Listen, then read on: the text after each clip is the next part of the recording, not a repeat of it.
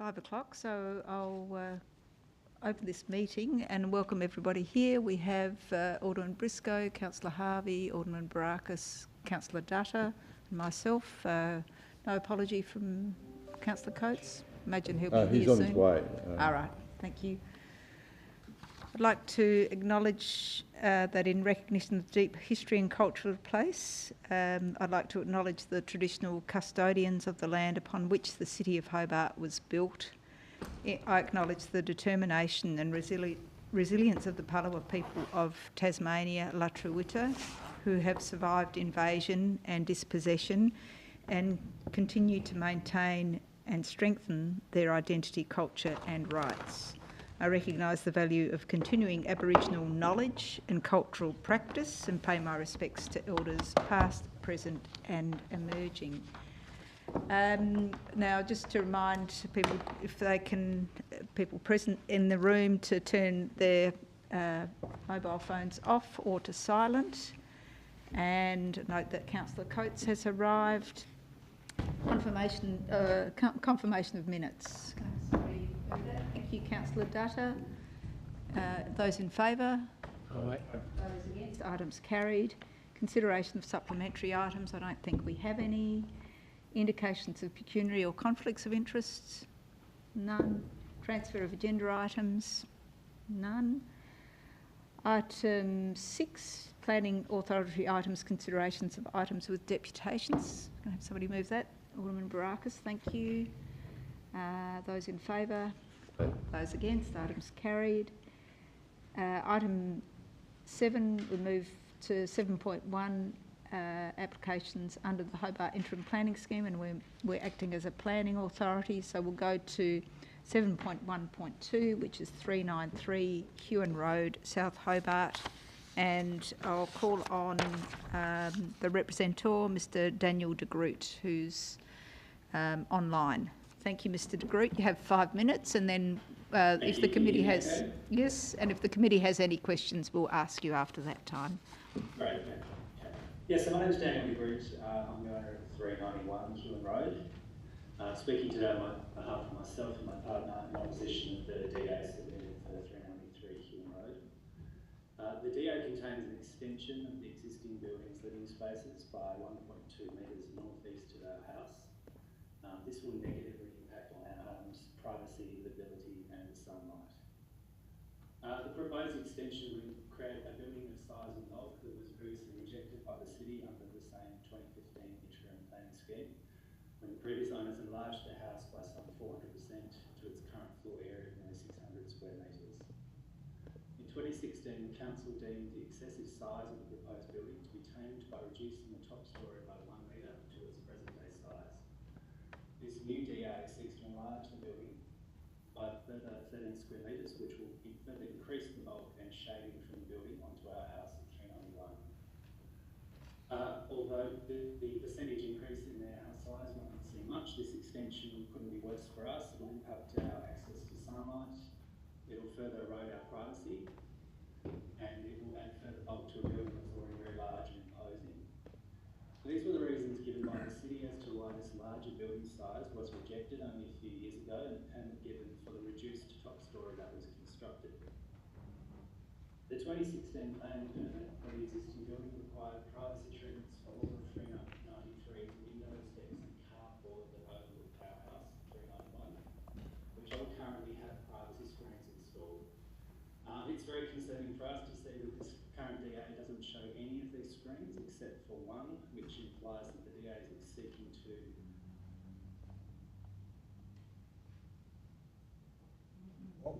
We've just lost you.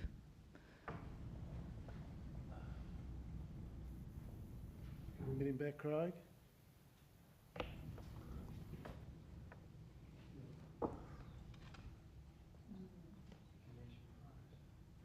Sorry?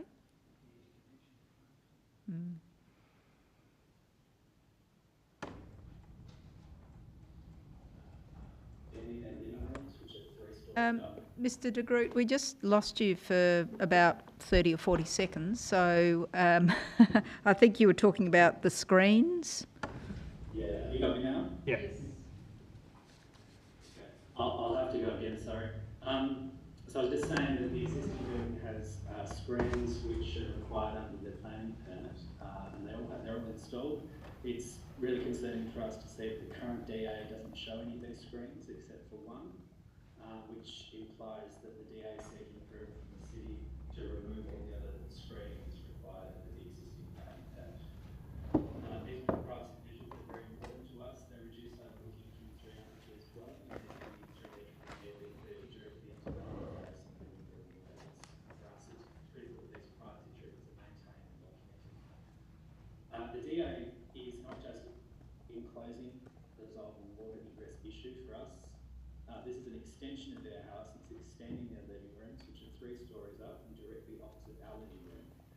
The extension is well outside the building envelope with a new window that will look directly into our living rooms. The proposal shows a new floor-to-ceiling window in the new living room extension. Just to be clear, this window is in the same location as the existing balcony, which is required to have full-height permanent privacy screen installed. This proposed window will have the greatest vantage point into our living room, more so than all the other windows of their house on this side, which are currently screened. The owners have proposed to install a switch glass, which for us is not an acceptable privacy solution. It gives the option of privacy to 393, but no consistent privacy for us or the neighbours. It's really no more effective than a curtain or blind, so we don't accept that.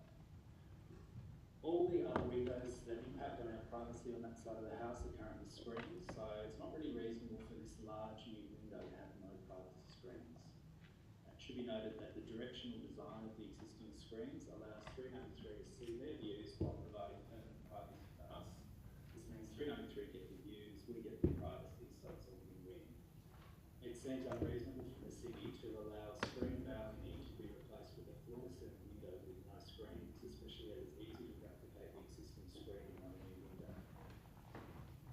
We know the building has issues with water, but we don't agree that extending or enlarging bulky building is the only solution. There are other technical methods of addressing broken fall, ceiling, and drainage that will be pursued. There are ways of getting stormwater out to the street that don't involve a building extension, and there are ways to fix their water problems without taking away more of our sunlight and privacy. So just in summary, this DA seems to be asking the city to retract the requirements of the existing planning permit. These conditions were made under the current planning scheme. These were required by the city to protect our sunlight, amenity and privacy, and the DA is seeking to remove these protections. Ideally, the extension would be rejected once again by the city, as it was recently in 2016. However, as a minimum, we ask the city to require all existing privacy screens to be maintained in place of the building, and any new windows on the southeastern side of the building to have privacy treatments documented, installed and maintained. Thank you. Thank you. Now, I'll open it to the committee for questions. Any questions? Alderman Briscoe. Thank you, Chair. Thank you, Daniel. Had the privilege of being in your property at the weekend. So you would accept that if there was screening that you would have no objection? Is that what I'm hearing now, or am I hearing wrong? So. Well, I mean, ideally we wouldn't lose the sunlight and have an excessively large bulky building next to us, but as a minimum, screening it would be acceptable. Right, there's a screening on that that boundary side between you and the applicant. Yeah, so I think what's really important is that switch glass is no good for us. That you can flick the switch and see straight through the window back to our house, so that we don't see that as being an acceptable solution. So an acceptable, thank you for that. Acceptable solution would be a similar screening that's presently on the building? That's right. Yep, thanks. Further questions? I've got a question, and thank you for reminding me of the concerns that were raised. I remember this when it did come to us previously. And so can you just describe the impact that you feel this might have on your living areas and that sunlight access? Yeah, so the orientation of the buildings means that if 393 extends their building it's actually cutting northeast of us, so we lose a bit more sunlight, and it's a larger and bulkier building that is right in the main view from our north-facing windows. Okay, all right. Thank you. If there are no further questions, thank you very much. If you could turn off your microphone now. And I'll ask Mr. Ross Graham, who is the applicant, to address the committee and some of these concerns that have been raised. PowerPoint, which Mr. Banks has put up. I have some attachments to hand out, if that's okay. 2 attachments each.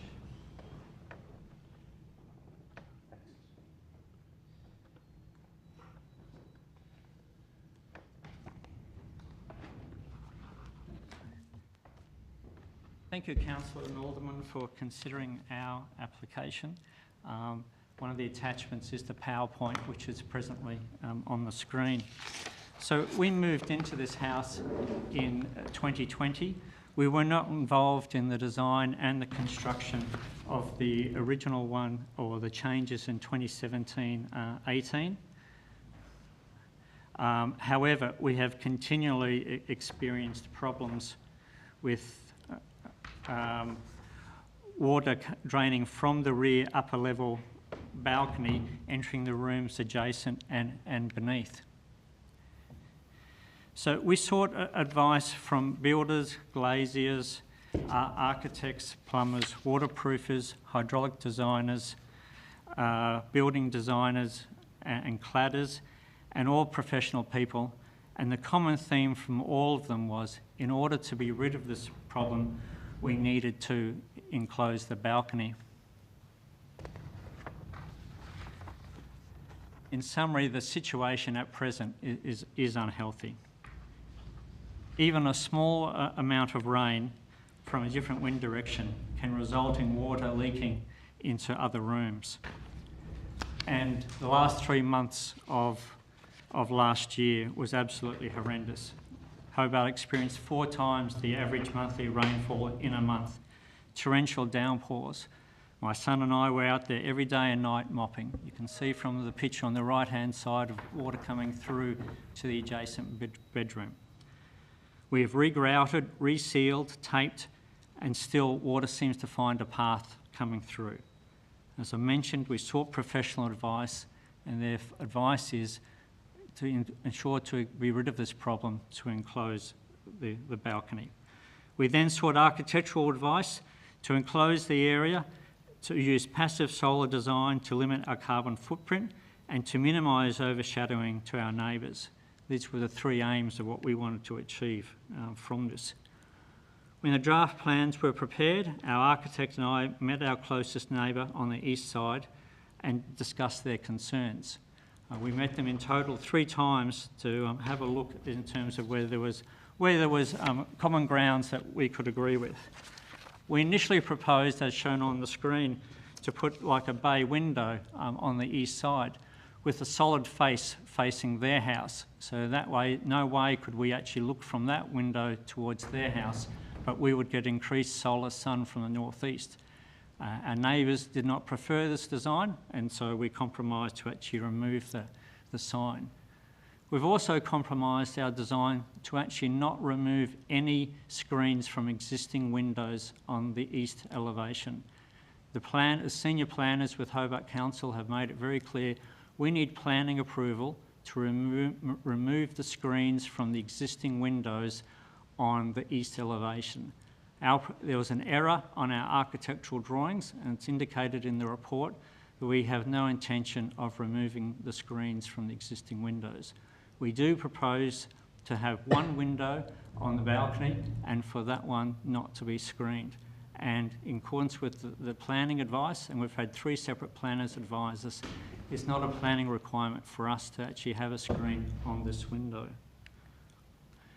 So the drawing up on the screen at the moment shows the red area, which is the additional building bulk of what this will achieve. In essence, all we are trying to do is to change the outdoor living space into an indoor living space to actually remove the water leaking into our property. A further compromise we discussed with our neighbour was we have an eaves extending from the window, which was to improve solar passive design in the house. Our neighbour asked if it could be a tapered eaves so that there was minimal overshadowing on his property, which is the blue arrow, and we agreed to that compromise that we'll have a tapered eaves, and so on that blue arrow, the eaves on their side, on the east side, is greatly reduced. Even though this is a compromise to us because we're going to have less solar passive design at that point. But also it shows that actually the extra building bulk is quite small. Overshadowing, so from the maps that have gone shown is that there actually is no additional overshadowing to the house, only a little bit of overshadowing to the private open space. The yellow lines and the green line up there shows there's 5 three-storey buildings which all look over private open space. But we're the only house there which actually has screens. Now that may be as a result of planning scheme at the time, but none of those other neighbouring properties of decks and windows have only screens, only us. And there's also line of sight to all decks. So in summary, our proposal meets the planning scheme. We've met our neighbours on 3 times and made compromises. Our neighbours are lovely people. If they need help with removing trees or needing something, we've got no problems in saying hello to them. We understand the concern. This is raised through no fault of ours, through no fault of theirs. It was part of the previous construction that occurred. However, at present, it's a very unhealthy situation for our family. The professional advice we've received is we should just enclose the area. We see this as being minimal because we're only changing the outdoor space into living space. And in accordance with the planning advice, it meets the planning scheme proposal. Thank you all for your time. Thank you. Questions, and we'll start with you, Councillor Dutta. Thank you, Chair. Just a question with your red, in the corner. Yeah. What does that indicate? Well, that's this. We will build out the wall to the size of the red. So our existing balcony is maybe about 1.1 metres wide, so there's an existing screen out there. That will be a wall with a window, is that red section. So it's the extent of the extension of our house, which matches the existing deck. Alderman Briscoe. Thank you, Chair. Thank you. I did have the pleasure of being in your house at the weekend as well. Thank you for getting this information together. It's very informative. Is it possible that, I don't know whether the officers have recommended further screening, but is it possible to offer screening to that window, apart from some kind of electronic closure? All right. Well, we feel all the windows, we've compromised, we've done 3 compromises, we've met them 3 times. For that one, the house is well forward of their place, so to actually be at that point, you have to look backwards to look at that. For us, in our living space, it actually increased solar sun from the northeast coming into our room. Our preference is not to have screening on that window. It'd be the only window on that side of the house which doesn't have a privacy screen. I note that the windows on that elevation opposite us for the neighbouring house has no screens on their house, but we've got screens on all our windows. So our preference and the planner's advice is actually it meets the planning scheme at the moment. So our preference is to actually not have a screen on that window. I do remember this application when your house was being built now, I think it was 4 or 5 years ago now, and the neighbours did lose a considerable amount of solar access through the building you occupy, your house now. So I can understand their fears or their concerns. So it'd be nice if you offered a screening actually, even though if it's not allowed, but we'll see what the committee thinks. Thanks for your... Councillor Harvey. So just to be 100% clear, Mr de Groot requested the retention of the screens, but the screens weren't going to be removed anyway. So that's correct? That's certainly our understanding, and I think the applicant Yeah, on that yeah. tonight. And the screen that Alderman Briscoe is referring to sits facing that way, but your house is ahead of the neighbour's house. So you can't actually see through that window to the neighbour's house, maybe to the backyard, but not to the house. All right. Thank you. Can we just clarify that a bit more, Chair? There is a current screen, isn't there, on the balcony? There is a current screen on the balcony. And that yes. would be removed to put the window in? Correct. Right, so I think there was a bit misleading there, but the screens is already present there on the balcony, yep. Yes, that's my understanding too. So just, so you're going to be putting in, is it all windows across that back of your house? The northern face, mostly windows, yes, yes. And you still, you feel like you definitely have to have that window to the eastern side? Well, we feel a window also on that northeast corner would benefit our living space right at that area, yes.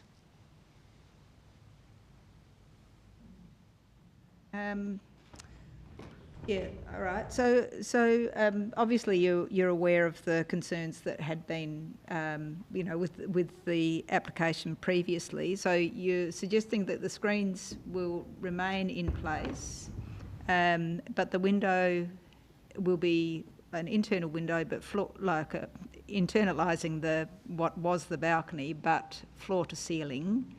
Which I'm not sure if it's quite ceiling. It might match the existing window. I can't quite remember. I think the elevation shows it's quite near to the existing window height. All right. All right. Are there any further questions from committee? No. If not, thank you. If you'd like to take your seat. Thank you. And I'll open the item for discussion. Alderman Briscoe. Yes, I admit, asking officer advice here. We required screening for the deck or the balcony in the previous, when it was built. Yet the officers don't believe screening is required on what is the balcony and will be a new extension. Yeah, look, I think, I'm not sure that the requirements for that and the previous application was subject to the previous scheme, not the current scheme. I need to confirm that, but I'm satisfied that the screen is not required under the current scheme for this arrangement. Thank you. Just a follow up in relation to that. So, I mean, if the window does go to the floor, I think it goes to the floor, does it not? Are we talking that side window? Side window, yeah, with the one that's going to have the most impact on the neighbours who kind of suffered quite a lot with the previous application within the same planning scheme. So that's correct. It appears to go on the plans that I have before me to the floor. So would we not have any sort of opaque treatment or as you would with the balcony? As I said before, the previous requirement for a screen, I'm not sure whether that was a requirement under the previous provisions, under the original 82 scheme. This scheme does not require it in the configuration and the alignment between the subject site and the adjacent site. The scheme is quite clear. It does not require that screening to be required in this instance. I see. Okay. Alderman Barakis. Thank you, Chair. So just on the topic of these, so the majority of them appear to be proposed to be retained with screening. That's correct. Are we requiring them to do that, or is that something that was offered? Well, it's not a requirement. That was going to be my question. Well, yeah, my understanding is that they are being retained. You've heard the applicant here tonight. They will be retained. So there's no intent to change that. Mm-hmm. And what we're saying is with this new proposal, for that window, a screen is not required under the current provisions. There's a screen. Sorry, I didn't want to. So there is not a privacy discretion caused by this proposal. There's not a discretion caused by this proposal at all. Not a privacy discretion. There is a building envelope discretion, but the reason that you would be requiring a screen is because of privacy provisions, and those privacy provisions are met. I suppose my only question, my sort of thinking was, is it that none of these screens are required at all, or is it those ones that are proposed to be retained are required, or is he offering? Is the applicant offering sort of beyond what he's required to as far as privacy? Yeah, look, yeah, there's. Just trying to figure out why Yes. it's different. Effectively, is what I'm trying to drill down to. Look, I understand that, and I'd need to take that on notice. I'm not. I don't have the answer here. I'd need to understand what the previous application requirements were, what scheme that were required, the alignment, because the alignment is a critical component to whether the screening provisions or the privacy provisions apply. Because there's an offset, the adjacent dwelling is set back. Yeah. So there's an alignment issue because those windows further back on the proposed dwelling may align, might trigger that alignment issue. So I'd need to take all those matters into account. It'd be good if you could before Monday, because I think this is the issue of, as far as like I said, the main issue of contention here. So it'd be helpful before it goes to full council. It's committee delegated. Oh, is it? I thought there was 9. Yeah, that's the other Huon Road one. The other one, yeah. Oh, okay. It expires on the 31st, so we could defer it for that, or get it to, we could defer it to allow that. Right. Councillor Coates? Thank you, Chair. Look, just very briefly, it was informative hearing both sides. Obviously, we have in front of us a presentation that talked about concessions. One of the questions I had, where they're talking about reducing the eaves on the northeast corner and reducing obviously tapering it down at one end. I was just wondering, through you, Chair of the Council officers, if you had any involvement with your planning department in regards to that, and also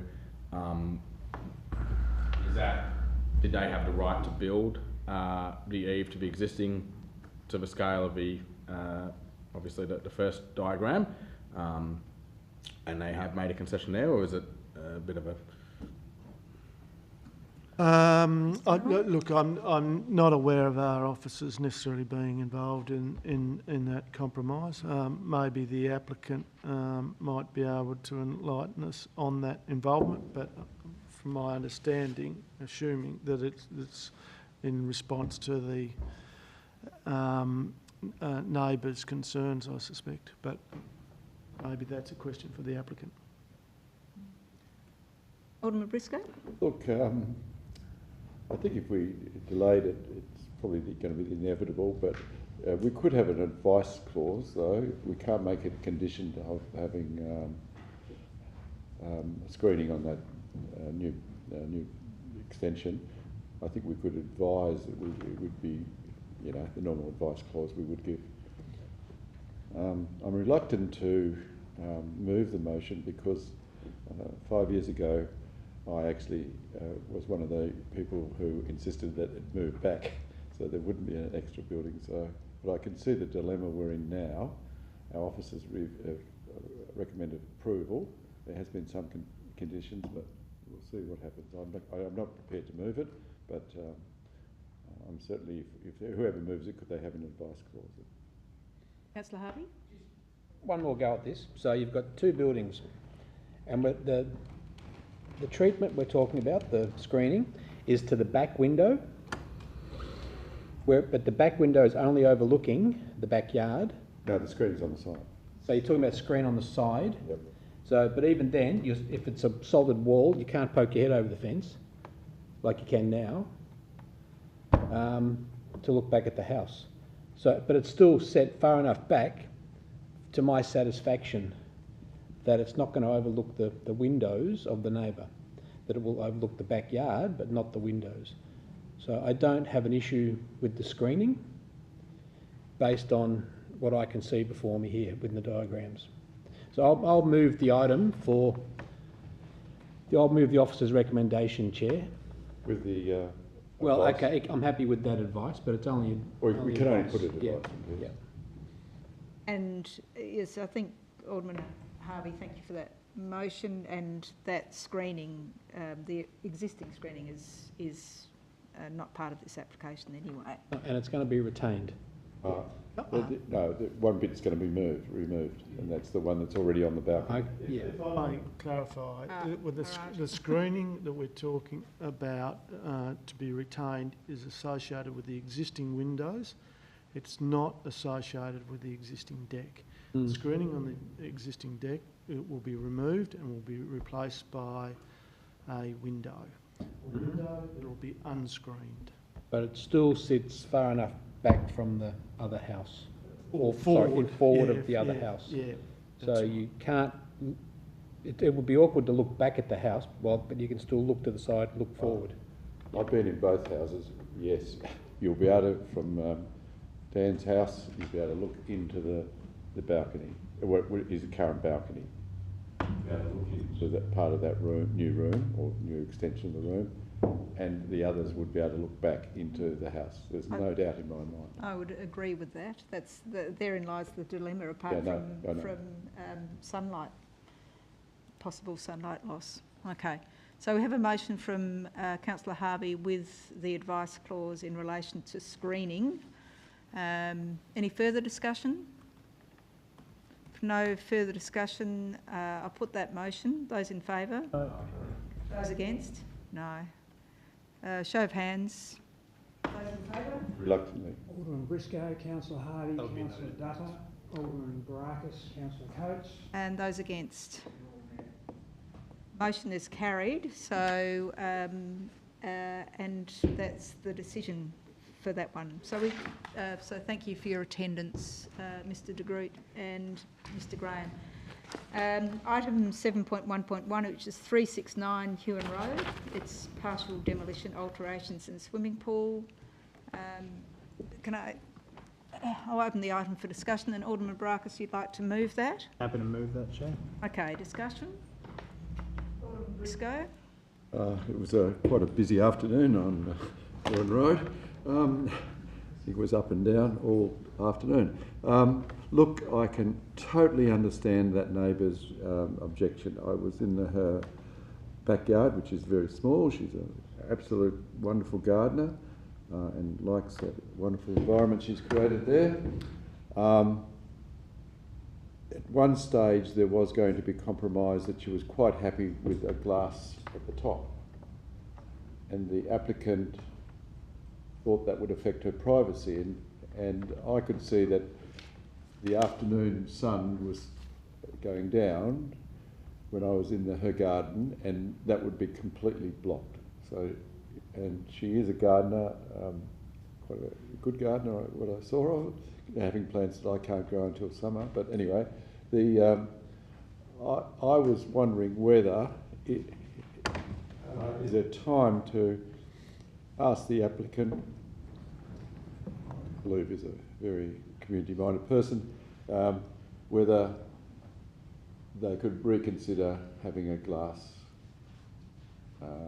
top to their side wall of their pool. Mr Knight? Yeah, I mean, there's certainly time. We have had some dialogue, I think it's fair to say, with the applicant in relation to that matter, whether a further 2 weeks will give them sufficient time. We can ask the question. I don't want to, my success of delaying, having a deferment motion is not very good in this committee, but I would like to move a deferment motion so that can be considered. Further discussions with the applicant. In relation to having a glass top or whatever? Yeah. Okay.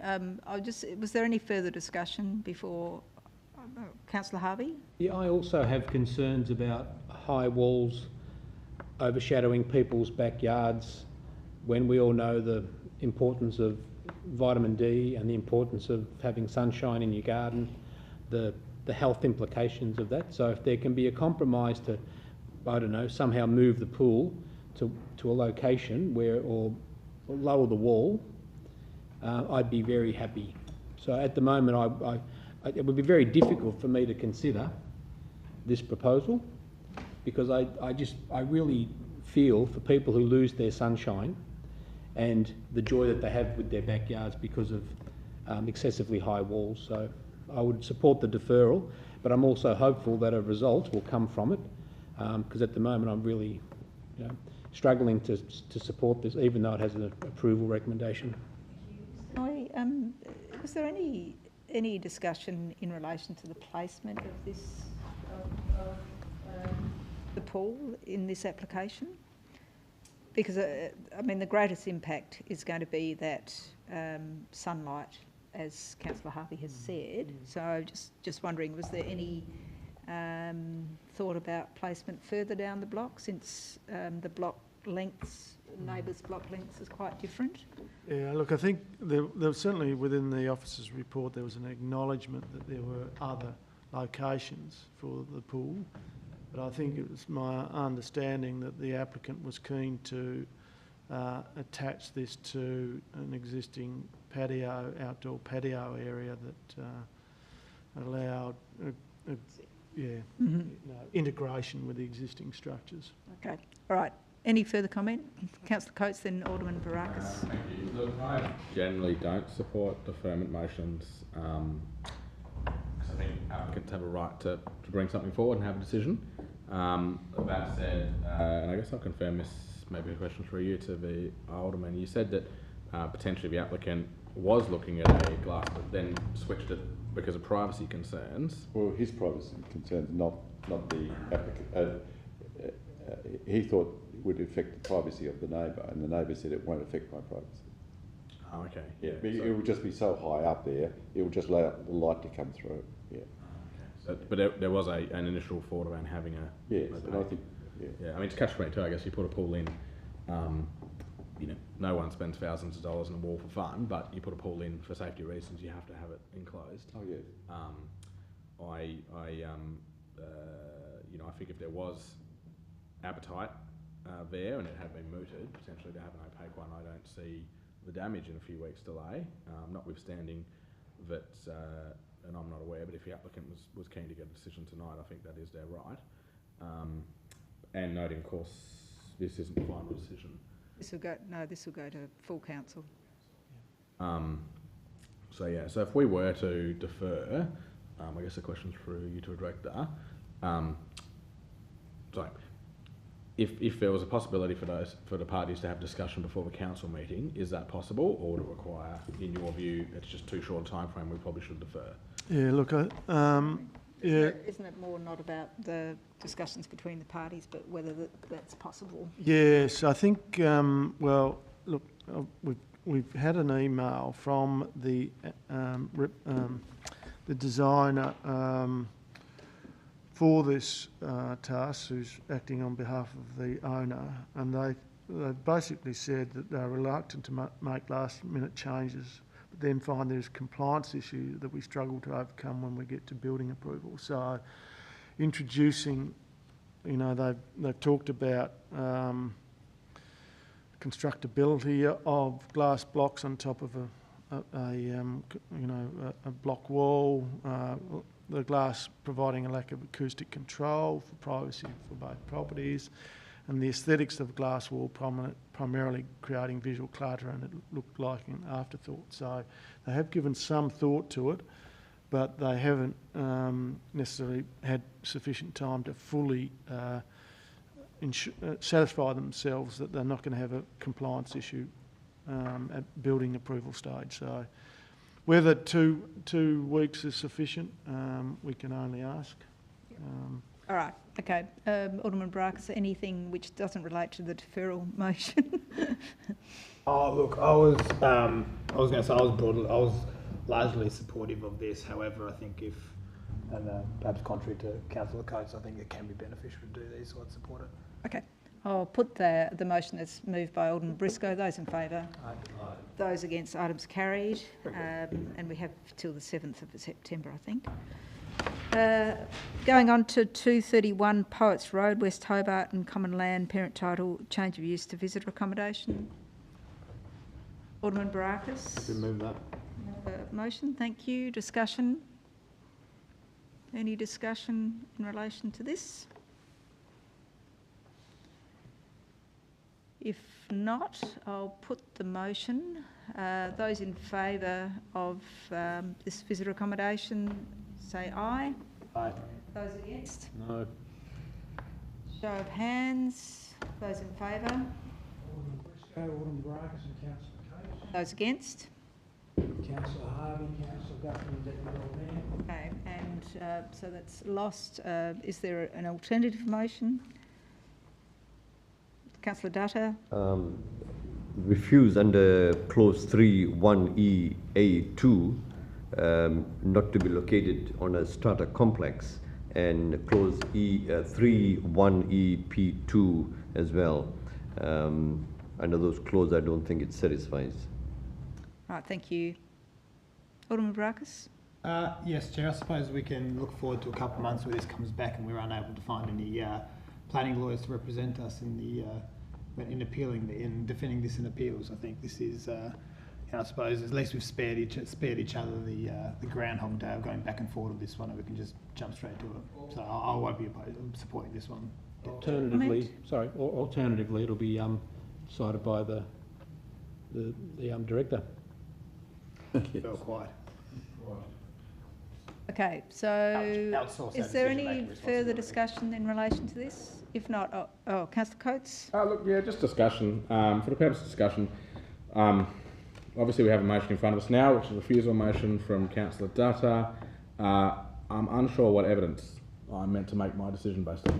Quite. We haven't received anything that relates to those two clauses. I'm putting it open for discussion now. I'd love to support your motion, but I'd need something to support it based on. Is anyone aware? I have been away and I've been busy the last week. I haven't been contacted by, in this case, to go and visit the site. I'm not sure if any other members of this committee have had a chance to go and gather evidence. It would be useful now, before I make my vote, if they could inform the committee as to what evidence there is, because based on the officer's report and the evidence in front of me, I can't see how we could refuse on those grounds. But look, I look forward to the discussion, because I think hopefully as part of this discussion we'll bring forward the evidence. Further discussion? Chair, I think that the link's not active, so I've got to scroll through the entire agenda to get to it. Anyway, I'm there now. 128. Yep. But there were a number of deputations from the neighbours as well, which I think holds some weight. And I'm just scrolling now. Continue to. The one about pets. Well, the pets has been accommodated in the what do you call it? In the plan, the visitors plan. 6.4, page 132, general residential zone, parking and access. Also, I have a question with regard to having showers in the corner of bedrooms. Is that a plumbing issue? I'd love a shower in the bedroom of my bedroom. Don't know, Put an ensuite. It's not an ensuite, it's a shower in the corner. Oh, wonderful. Yeah. Building code issue, Yep. that people have baths in their in their bedrooms. Yep, some people do. I've seen it. So. Yep, and as long as it complies with the building code. But there was some comments from the neighbours about loss of privacy, and there was concerns about noise. Is there a way of provisioning some of these things, like having a 6-month trial? No? Well, you can limit a permit in time. You can do that. You can? Yep. And then what happens after that? If it's got a limited time frame? It'll have to be then a new application. New application. All right, so we have this before us. If there's no further discussion, and I did actually speak to one of the representatives, Councillor Coates, so I think there's a slight frustration is what I could say in relation to this application. Councillor Dutta? Thank you, Chair. Just to respond to the reasoning behind this so that Councillor Coates would understand my reason for this. It's based on clause 3(1)(e) P2, where it says very clearly visitor accommodation within the strata scheme must not cause an unreasonable loss, and it goes through A to F. Firstly, if you look at 3(1)(e) A2, the intention is very clear, and therefore when you put that application under the acceptable solution, it does not meet the criteria, it fails. Hence, when we put that under 3(1)(p)(2), the performance criteria, it very clearly says not cause an unreasonable loss. Now, the officers are recommending to us, stating that it is not going to cause unreasonable loss. It is my view that when you look at the likely increase of noise, there is no evidence presented to us to say, yes, there is not going to. We're making an assumption.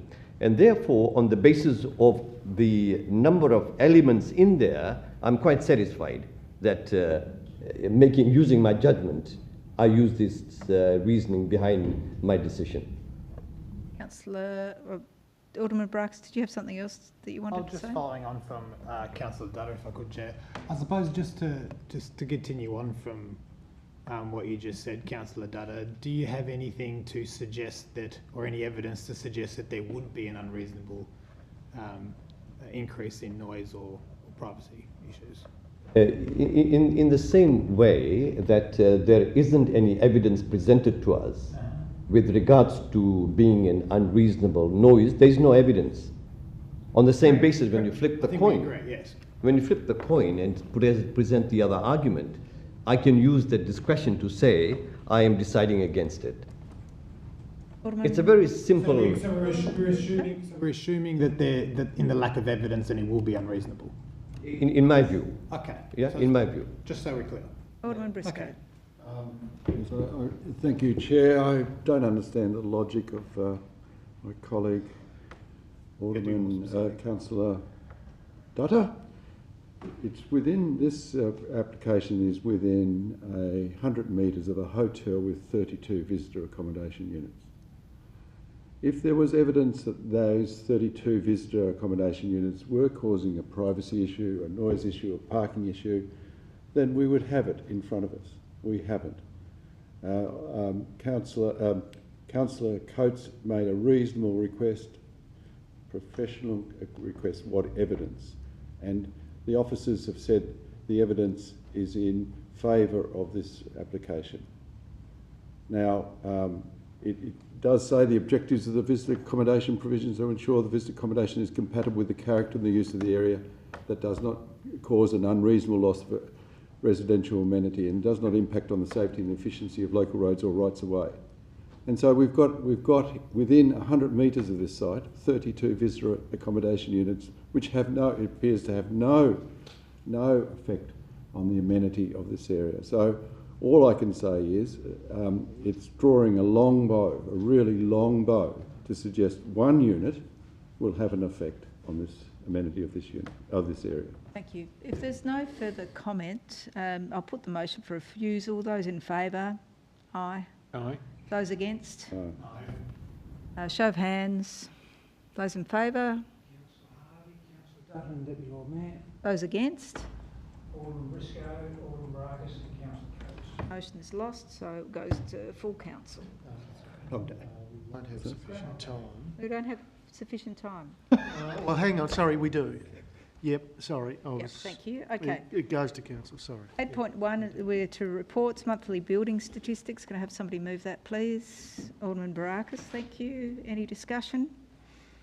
Apart from the fact that it looks like it's slowing according to those, but so no further discussion? I'll put the motion. Those in favour? Those against? Items sounds like it was carried very silently.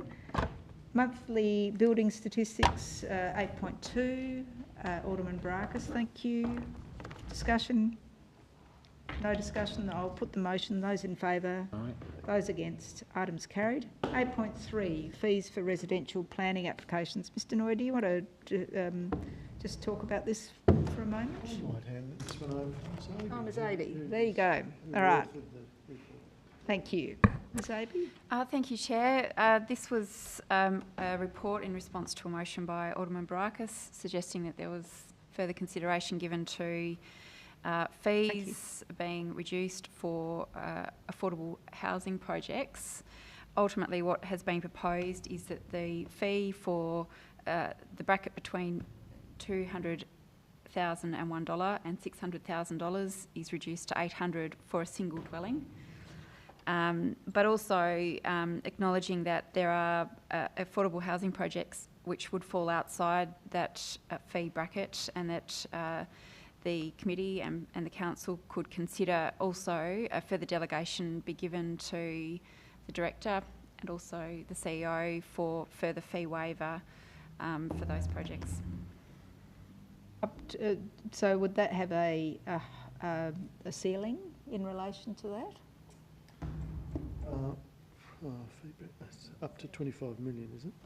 Into the free bed. The proposal, Chair, is that to waive fees up to a maximum of 50% of the application fee. I see. Okay.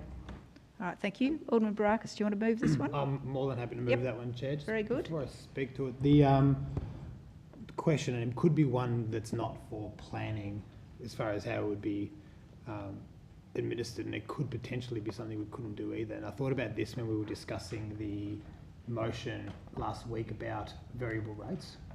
And would we be able to, because I remember when we had the discussion around how we couldn't implement increased rates for vacant properties because of legal reasons, would we be able to, and obviously it would be up to the council to consider, but would we be able to do something like lower rates for houses that fall into this same category, or would that be something that's outside of our powers? I'm putting a lot on the planning director. I think that's a question for another committee. Yeah. So fair enough. There may not be that class of dwelling or residence.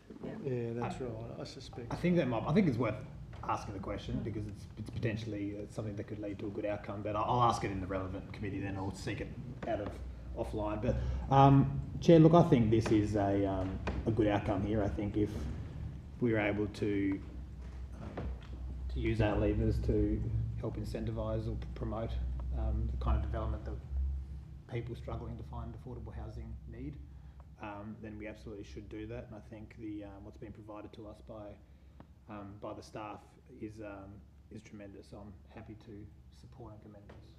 Thank you.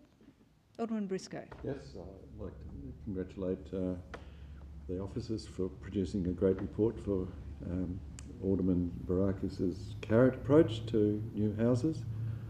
It'd be interesting to get a report at the end of the year to see how many have I suppose we probably could see that in a building report or a planning permit report, how many affordable houses have taken advantage of this waiver of a fee. I suppose the only thing is, does it get?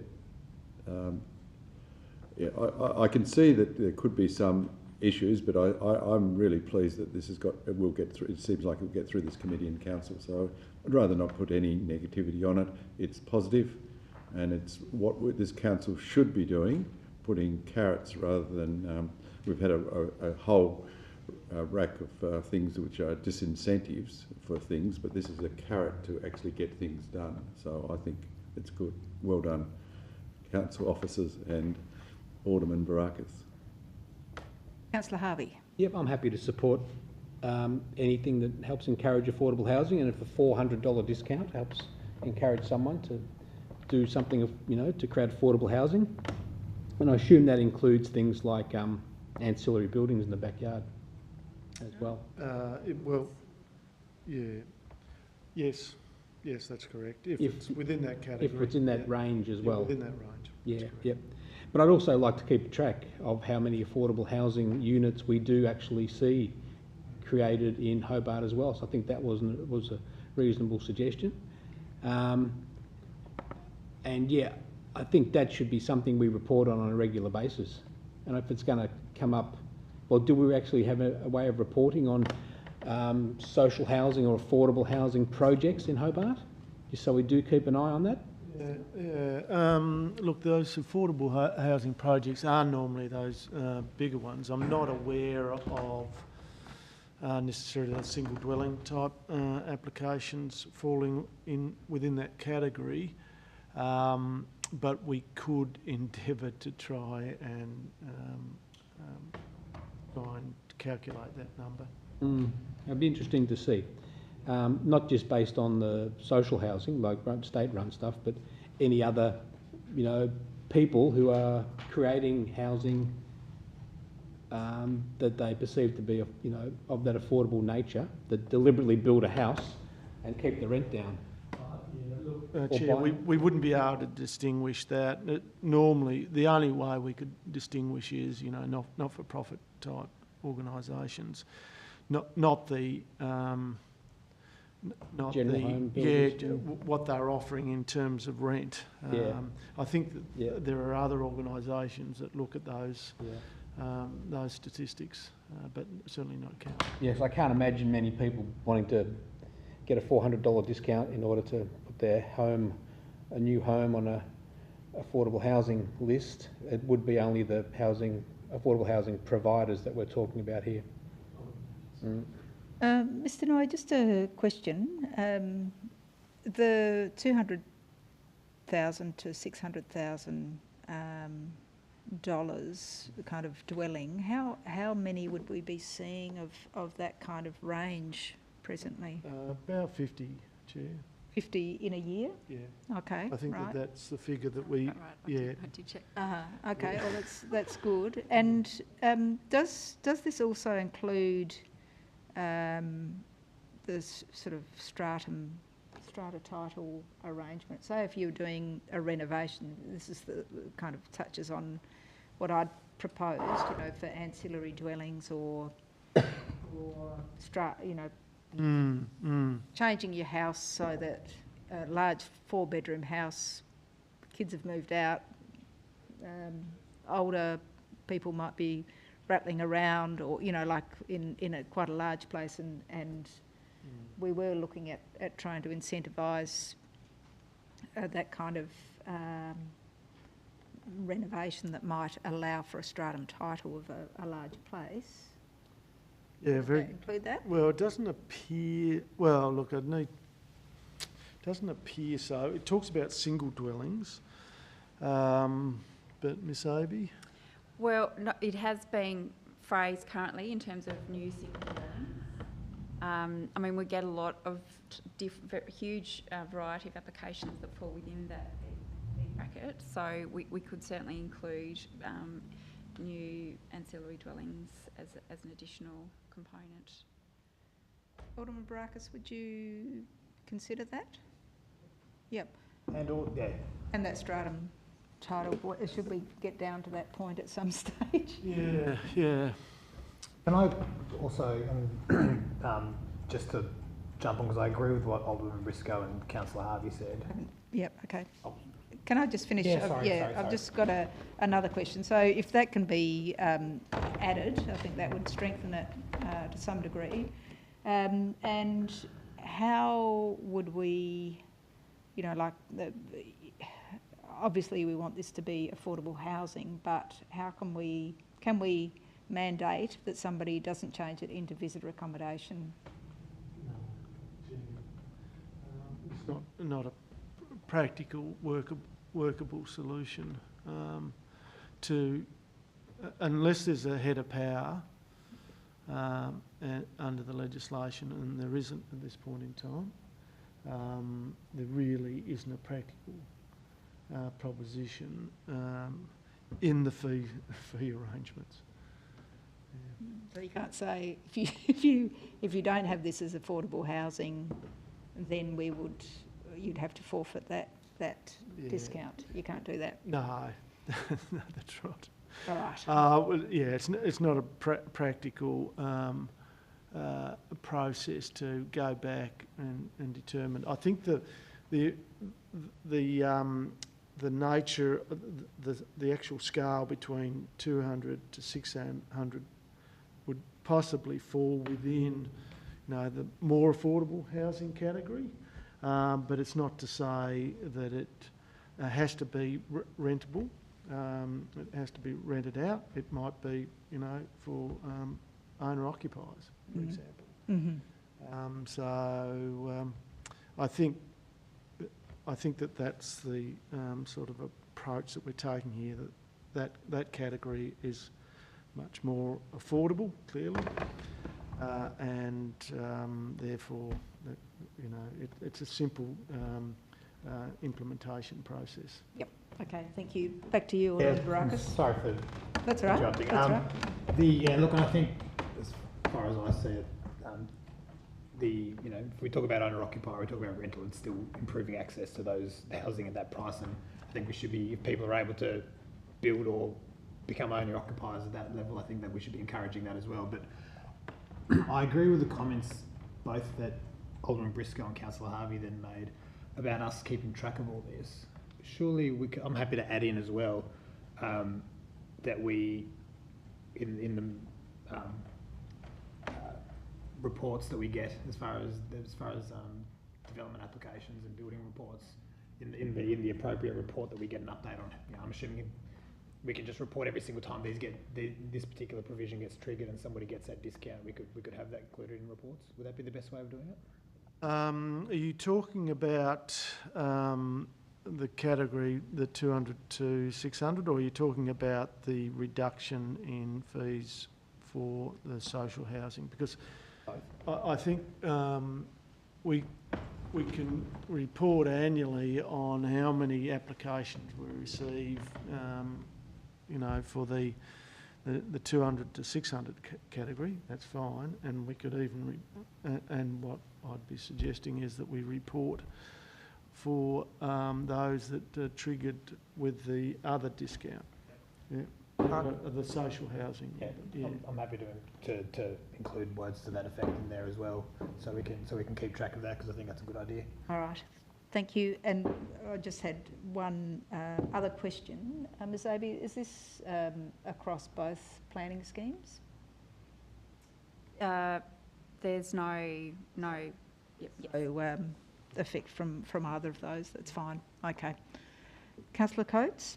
Yeah, look, this is probably more of an operational, but does relate to this question. I guess I'll just start prefacing I support this change. I think it's good, and I'm very pleased in reading the officer's recommendations that they've further considered, I guess, the intent of this and added in that section about the affordable housing providers. That's, to my mind, eminently sensible and complements the original proposal. So look, very supportive of that. It's more of an operational thing, I guess. In any structure where you have a hard line and then you get a reasonably large step up, in this case we're creating a $800 to $2,000 step up. I guess it's funny because you don't know what a building will cost until you build it, ultimately. What operationally processes are in place? So, if someone applies for a permit because it comes in at 550, cost below a little bit, and they come in at 610, do you then retrospectively go and whack them with a $1,200 increase, or is there the ability for discretion for officers to take into account what was proposed, what the proposed quotation were and the building costs, and I guess my question comes in, I'm just cognisant that we are creating a significant jump between a $1,200 to $2,000 bracket, and obviously you could run a scheme a bit like a tax system where for that bracket it's X% and then it's only increased, but you know, I think we want to incentivise that 200 to 600 bracket. It makes sense. I guess my question's more around, are we going to find some people falling afoul of it? Mr. Knight? Catching off side of the line. Yeah, look, look, if there was a, 300 square metre house with a swimming pool come in and they're suggesting it's 550,000, then, we do scrutinise that to some degree. We've got Cordell building costs that we can call on that gives us a fair indication of what those things are being built at per square metre, so we will scrutinise those numbers. Thank you. If that's all, we have the amended motion. I think everybody's across that. I'll put that. Those in favour? Aye. Those against? Items carried, and that will go to full council. Thanks, Alderman Barakis, for the notice of motion and the work, Ms Abe and your team. 8.4, City Planning Advertising Report. Ms Abe, is there anything? Yes, there are a couple of big ones on the list this time. There's quite a significant proposal for a site on Campbell Street, which will come, I think, to the next round for that will be council delegated. There's also a car park which will be part of the council's Lefroy Street car park. So it's actually listed on the list as Elizabeth Street. And the other one I'll mention is 36 Argyle Street, which is above the Vibe Hotel. This is 3 floors of consulting rooms, or it's effectively an extension of the Hobart Private Hospital. There's going to be an air bridge from that facility across to the private hospital, and there have been some preliminary discussions about, which has already been approved, there have been some discussions about actually having that built. So that's likely to unfold relatively soon, I think. Alderman Briscoe? Yes, I've been trying to find 179 Campbell Street, which seems to be sort of adjacent to the Woolworths thing. I think there's a building in between Woolworths and that. Yes. But it's a house, and it doesn't seem a lot of. There are two dwellings yes, at the front, which are heritage protected. Yes. And the site extends further down Campbell Street and back towards the Brooker. Right, so it's sort of like, well, I'm looking at Google Earth there, and it's sort of like a big car park at the back there. Would that be it? Is that the Avolo room escape, whatever it used to be called? Sorry? Is that room escape place where it used to be, next to the Woolies? No? It seems to be 2 private dwellings which are heritage listed. They'll stay, and a multi-storey unit development behind. Right, and the access will be from Campbell Street, do you think? Or right, thanks. Councillor Harvey? Just quickly, with the Vibe Hotel, that's 3 floors to be converted, not 3 additional floors. Yep. Correct. And the air bridge was part of the original application, wasn't it? It was a subsequent application. Oh, yeah. Yeah. All right, I think Alderman Barakis moved that. I just had a question just about the Morrison Street outdoor furniture, because I know that some outdoor furniture was put in front of this, is it the stock market now, which was raised. Does this go to the Access Committee when we're talking about outdoor dining, or? I think this has been in some form. Right. This was. Maybe it was discussed last Yeah, Wednesday. Yeah, we certainly learnt from that last installation, and this is much more appropriate. Okay, all right, thank you. So we have a motion. I wonder if I could ask another question, certainly. Chair. Yep. Yeah, to 36 Argyle Street, it's a development of partial development and change of use to business and professional service medical centre. Does that mean that we're losing accommodation, like Vista accommodation? These were office floors, as I understand it. There are already existing office floors? Yes, they were proposed to be office. Right, so okay, they'll thanks. be. Sorry? Because they're consulting rooms, which is a different use class. Okay, fair enough. $13 million is what it was originally? Was it- Oh, no, that might be the fit out for the consulting rooms. Okay. Might be. Okay, so a bit of interest there. All right, I'll put the motion as moved by Alderman Barakis. Those in favour? Aye. Those against? Items carried. 8.5 Delegated Decision Report. Councillor Harvey, move that. Move it. Those in favour? Those against? Items carried. Item 9.1 is responses to questions without notice.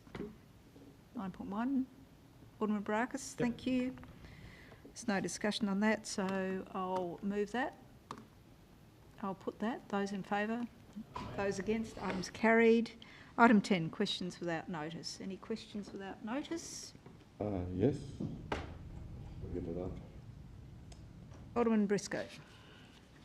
Moment, I've just got to get it up.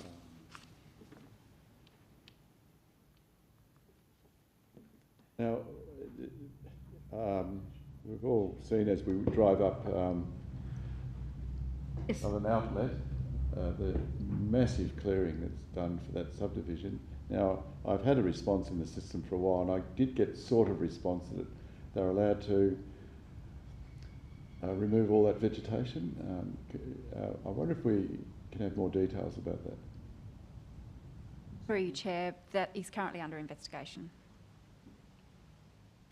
Where is it, Alderman Briscoe? Well, as you drive up Southern Outlet, Oberon Court. Oberon Court. Oh, yes, Yes, yeah, it's just, okay. and that's not the response I got last week. You just said it's meeting the conditions of its planning approvals. So, but if it's under investigation, I'm very happy. I'm very happy. Thank you. Right. No further questions? If not, I'll ask that somebody move that we move into close. Thank you, Councillor Harvey. Those in favour? Those against? Items carried. And I thank those people who have been watching and say good night. Thank you. We have